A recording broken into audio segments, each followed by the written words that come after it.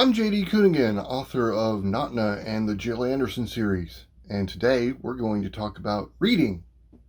Because if writing is the practice, reading is the study. Damn, that was deep. I should write that down.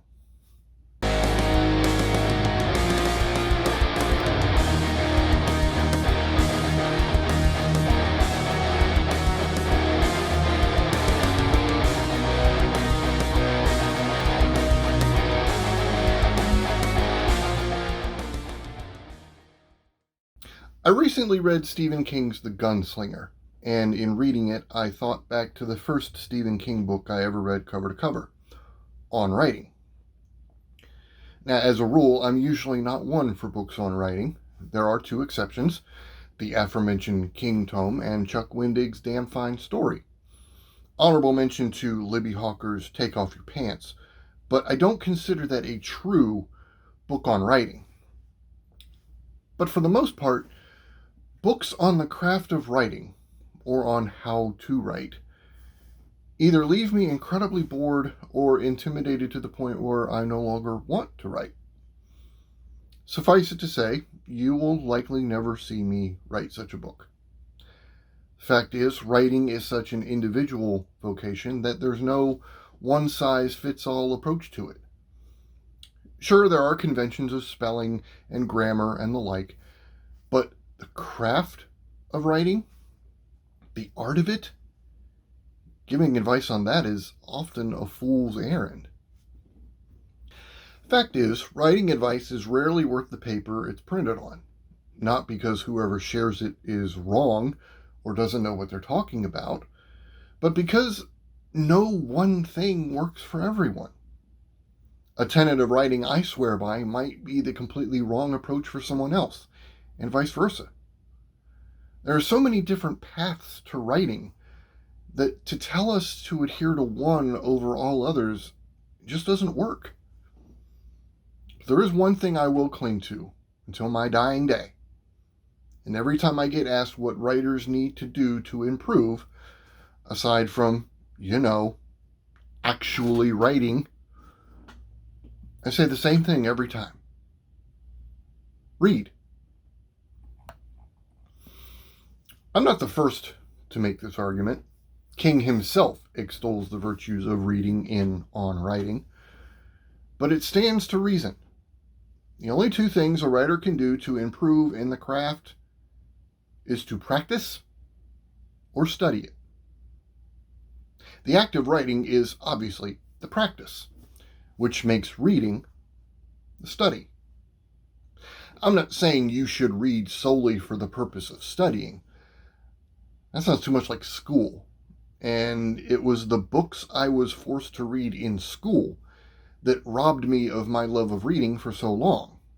And I'm sure I'm not alone in that. I couldn't tell you any of the books I actually enjoyed from what I was made to read in middle and high school. Rather, for a writer, I think the studying inherent in reading is subconscious. You don't realize you're doing it while you're doing it, but the results still show up in your page. You're still reading for enjoyment, but you're also adding tools to your writer's toolbox. Reading, in all its forms, can shape you as a writer, which is why I believe one should never limit reading to just one genre.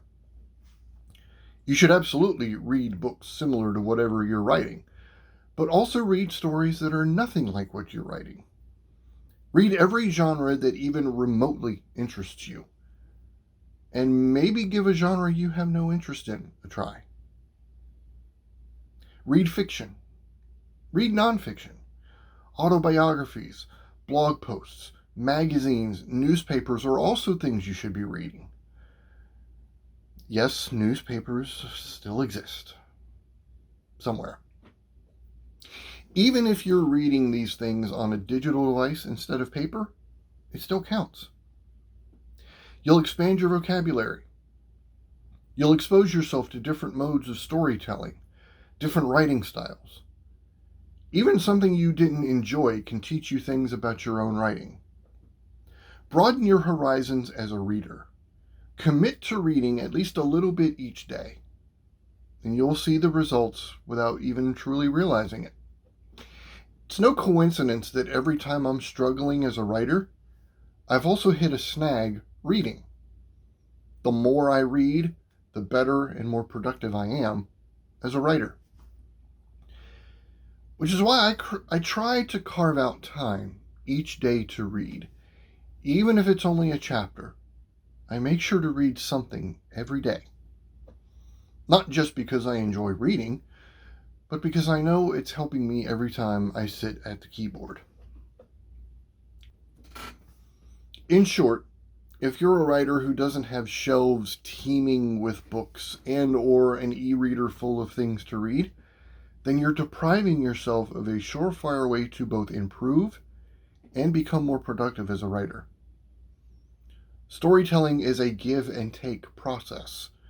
At its best, storytelling is its most satisfying when you take in stories that, in turn, inspire you to give the world tales of your own.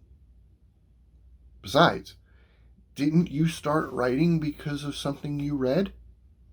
Didn't someone else's story make you fall in love with storytelling to the point where you wanted to do it yourself? That's not to say visual media can't inspire you to write. Comic books were what originally inspired me to become a creator. TV shows, movies, stage plays, musical theater are all capable of inspiring us just as much as the written word. But all those mediums are also products of the written word. You need a script to have a TV show or a movie.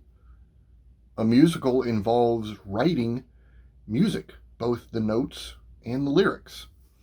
And there are storytelling principles that are as true for those methods of storytelling as they are for books. So even then, reading is key, especially if you're looking to create in those mediums. You'll need to know the nuts and bolts of how to write for the screen or for the stage, as opposed to the blank page. And even if you are working to be an author, knowing those other mediums might be beneficial for you. If you're writing, regardless of the medium, I think you need to be a reader. I honestly believe you cannot be the former without also being the latter. Sure, you can be a reader without being a writer. Some people are just not disposed to be writers. But if you don't read, I don't see how you can be a writer. I just don't. Like what you saw today? Click the like button and subscribe to this channel so you can be notified whenever there's a new video. And be sure to visit jdcuneganbooks.com to check out my work and follow me on Facebook, Twitter, and Instagram. Links are down below in the video description. Be safe and be good to each other.